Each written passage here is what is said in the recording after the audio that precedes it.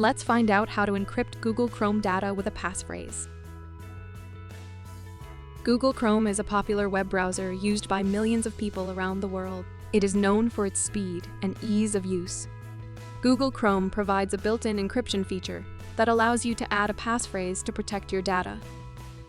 In this video, we will discuss how to encrypt Google Chrome data and add a passphrase to protect it.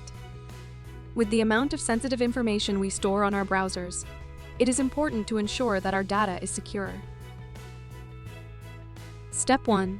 Click on the three dots located in the top right corner of the browser window and navigate to Settings. Step 2. Sign in to your Google account if you are not already signed in. Step 3. Under You and Google, click on Sync and Google Services.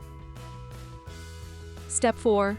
Click on Encryption Options and select Encrypt Synced Data with your own sync passphrase. Step 5. Create a secure passphrase. We recommend choosing a passphrase that is at least 15 characters long and contains a combination of letters, numbers, and special characters. Step 6. Re-enter the passphrase to confirm it and click on Save. Subscribe for more Google Workspace productivity tips or visit workspacetips.io.